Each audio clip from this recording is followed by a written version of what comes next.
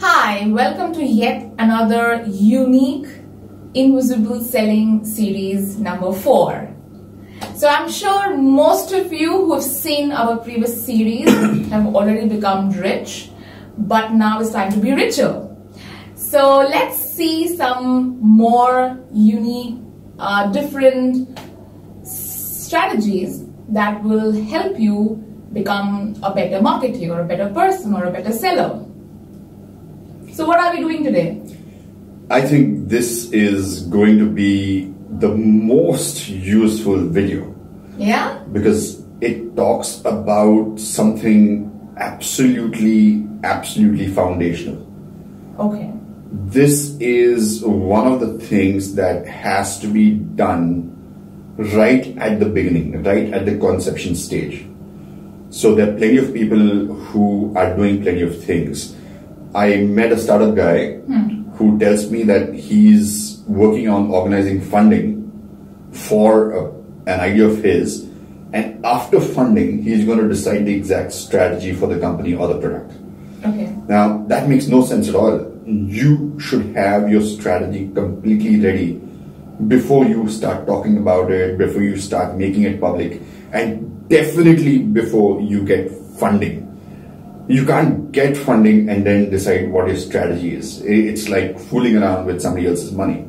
So can you tell us what is that strategy that one must have in place even before you approach funding? Yes. So before that, I just want to mention that this is about the science of branding. Okay. And branding is the ultimate essence of invisible selling. And that is because? That's because you don't need selling once you have branding. Okay. Right? You go to a shop, right. You buy a brand of sugar that you like, or you buy a brand of bread that you like, and just walk off, right? Because the branding's already been done. It's already been sold. Right. You don't go to a shop and then ask around and somebody tells you, oh, buy this bread, don't buy this bread. It doesn't work that way because they don't need to do that because the brands have already pre-sold the product or the service, right? So selling is happening, but it's as invisible as that. You're just going there and it's already been pre-sold in your mind because the branding's been done. You just pick up what you want and you leave. And that is the ultimate, that should be the ultimate goal of any marketer, that no selling should be required because the branding is so strong. And another thing I want to mention is that this appears to be deceptively simple, but it is actually very difficult. Number one, because it involves thinking, and human beings are very poor at thinking. Plenty of people have done no thinking in their lives at all. They've just been doing memorizing and reacting and things like that, but they've not really ever got down to thinking. So thinking for most people is something alien, something they're very scared of, and it has to be understood. That itself is very difficult. It just appears easy. I'm trying to use as simple words as possible. Still, it is not very easy to understand, number one. Number two is not just understanding, but really having a huge amount of conviction to go and implement that strategy. And that's step 2 where plenty of people fail. They may understand it. Plenty of people won't even understand it. Some people will understand it at an intellectual level, but they won't have the conviction to actually go out and use that strategy. So that's level 2. And level 3 is having such deep conviction that you're willing to bet hundreds and thousands of crores or billions of dollars on a particular strategy which is based on these principles. Right? So if you reach level 2, it's great. If you reach level 3, it can make a real substantial difference to your life to the extent of billions of dollars. Right? But even if you understand it intellectually and you don't go to level 2 right now, it's fine. I suggest you try to make progress as much as you can, whenever you can, but definitely think about this very seriously before you make a large investment, before you leave a job and start your own startup, or before you do any major thing, any major move in business. So it's, what is that? Yeah. So when I say it will appear to be deceptively simple. Yeah. It's not. It's not even really very simple to understand. So that's why I'm breaking it down, and we'll probably cover this over 3 or 4 videos. Okay. Okay. So here's the single most important statement in branding in the entire world. Okay, trust me. So the statement is, you got to have a product or service which is perceived as unique and useful. The two U's. The two U's. Yeah. Now, each and every word is absolutely critical. Okay. I said perceived. Yeah. It has to be perceived as unique and useful. It may not be unique and it may not be useful. That's fine. Wow. As long as it's perceived as unique and useful. Okay. If it is unique and useful objectively, all the better. This is great. But if it is unique and useful, but it is not perceived as unique and useful, then you're going to fail. So you're saying that despite of it being unique and useful, if you fail at perceiving it, and then in that case also it may not work. It will definitely not work. Definitely not. Yeah. Okay. It will definitely not work, and I'm assuming that you're working in a competitive market. If you're not working in a competitive market, then we're not really talking about those markets. So all my strategies, all the videos are presuming that you're in a competitive market. If you have a monopoly in some market and it's an imperfect market, this doesn't apply to that. If it's a perfect market, right? If it's a very highly competitive market, then it applies. And you should always imagine that you're in a competitive market. Because if you're not in a competitive market, you don't know when it's going to become a competitive market. So it's better to stick to tried and tested strategies in visible selling and branding. So let me give you an example here of unique and useful, and we're going to look at lots of unique and useful examples where in some cases they're both real and perceived, in some cases they're real but not perceived, in some cases they're perceived but not real. So we're going to look at lots of examples. Right. So the simplest one I think that plenty of people can relate to is Google. Right? One of the reasons, or the major reason why Google is Google, the ad revenues themselves were about $30 billion in the last quarter. $30 billion. That's how successful Google is. It is perceived to be unique and useful. I don't think I need to say much about the useful part because plenty of people use Google and they know how useful it is. That's how they're watching this, I guess. Absolutely. So that's something that doesn't require too much explanation. Now, the unique part. If you were to do a poll and ask people why do they use Google, or what do you feel about Google as a company or a service, plenty of people will say things like, or let me make it simpler for our audience. If you ask most people which is the best search engine in the world, what do you think they'll say? Google. They'll say Google. If you ask many of people which is the only search engine in the world, Google. plenty of people don't even know of any other search engine. So they have presumed that, they would have presumed that it is the only search engine in the world because that's what they know. So let's talk about the first one. If Google is perceived to be the best search engine in the world, then it is perceived as unique because it's perceived as the best. Is it really the best? Highly debatable. There are plenty of people whose job, whose profession is to analyze which is the best search engine in the world. Okay. And there are rankings done. I've looked at some of the rankings from some of the most prestigious evaluators of search engines. According to them, the best search engine in the world is something called DuckDuckGo. Okay, duck as in Donald Duck, and I'm sure Donald Trump loves that search engine. But the first time I read it, this was the first time I had come across a search engine called DuckDuckGo. I'm sure so are we. Yeah, I'm sure plenty of people have never heard of DuckDuckGo, but that is the best search engine in the world according to rankings which are based on a lot of quantitative factors. So it's not just somebody's opinion. This is a deeply researched thing. Does it matter? No.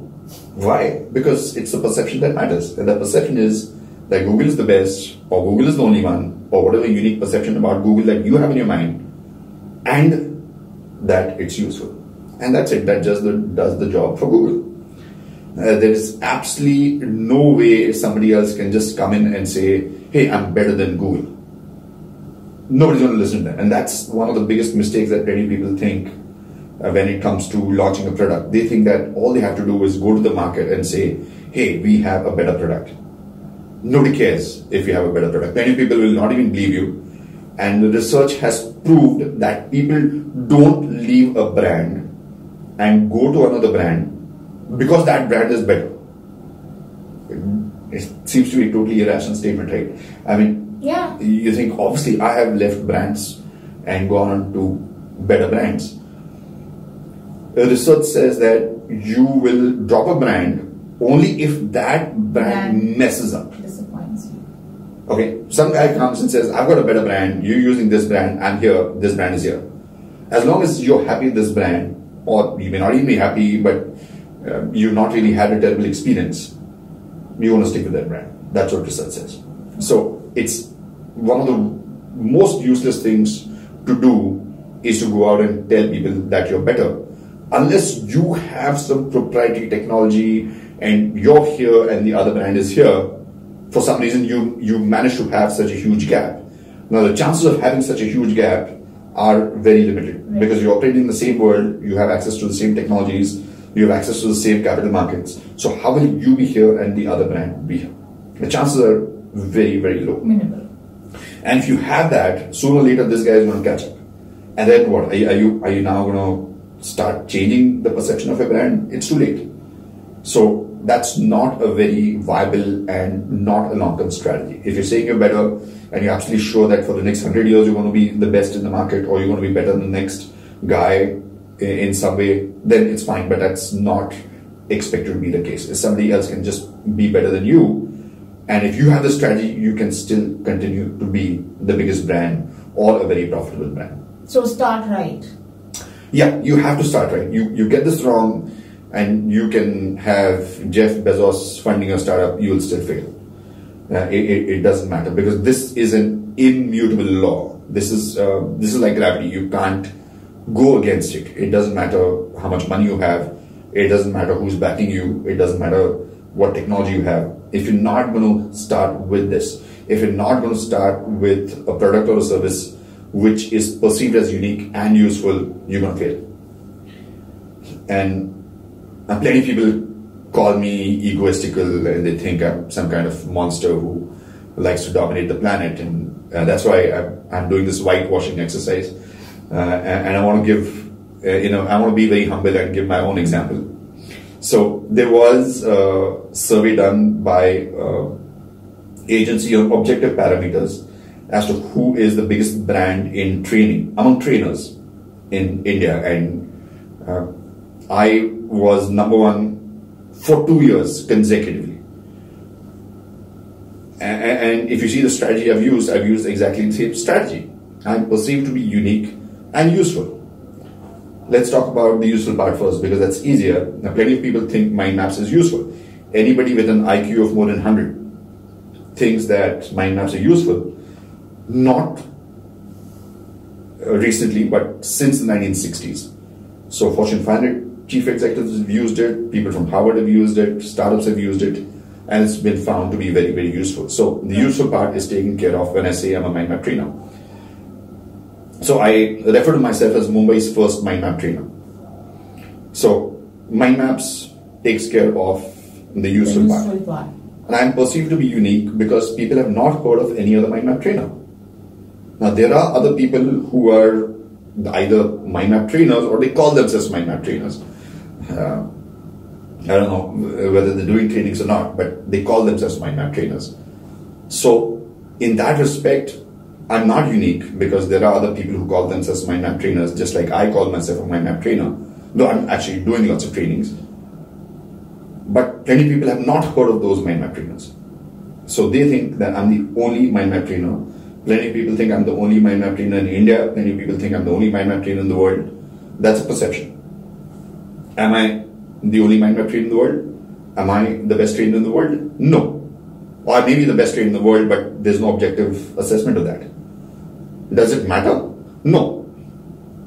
If somebody else were to become a mind map trainer and say, I'm better at mind map training than Dharmendra is, do you think people are going to listen to him? No. Because it doesn't work that way. You can't just go and say you're better. Nobody's interested in a better product. People are interested in something that's unique and useful. One of the brands which is getting an incredible amount of PR right now, and that's another advantage. You get so much PR, you get so much free publicity, you get so much word of mouth, you get so much of viral stuff happening around your brand when you have something unique and useful, because everybody wants to talk about something unique and useful. So one of the biggest examples that's right now happening under our very noses is this brand of watches called Filippo Loretti. So Filippo Loretti is saying that they are able to give you a luxury watch, a watch which is as good looking or as refined or as luxurious as Rolex or any other premium luxury watch at a very low cost, something like $200 to $250. Now, that's pretty unique. I haven't come across any other watchmaker who has this proposition that I'm giving you a luxury watch at a very low price compared to a normal luxury watch. And I'm sure plenty of people around the world have also not come across such an offering, because of which they have 18,000 orders right now. They're in a waitlist. I don't even know whether they've started manufacturing or not. I don't even know whether they've got funding or not. But they have 18,000 people in the waitlist for a watch, for something that many people don't even use, for something that I at least don't find useful. But obviously, many people perceive that as useful. I don't know whether they perceive a watch to be useful because they want to see the time, or they want to show off that they have a watch and it's beautiful and they want themselves to be a conversation piece hovering around the wrist at least. So that's one of the most powerful current examples I could think of. So you look at it, is it perceived to be unique? Yes, it is. Is it perceived to be useful? At least these 80,000 people think enough of that to put their money into it right now and be on a waiting list. I mean, a waiting list for a product that many people don't even think is useful, it's the ultimate killer, isn't it? It's a unique way of building perception. Absolutely, absolutely. So, as I said, this is a very powerful strategy. You really have to get this strategy under your skin before implementing it, which is not easy. So that's why we've broken it up. So in the next video, we can talk about just the useful part. And after that, we can have another video, we talk about just the uniqueness part. How can you be perceived as useful? How can you be perceived as unique without having billions of dollars, without having crazy technology, without having, say, Elon Musk back you? You can still do it. So I'm sure they'll find the next video quite useful. And unique.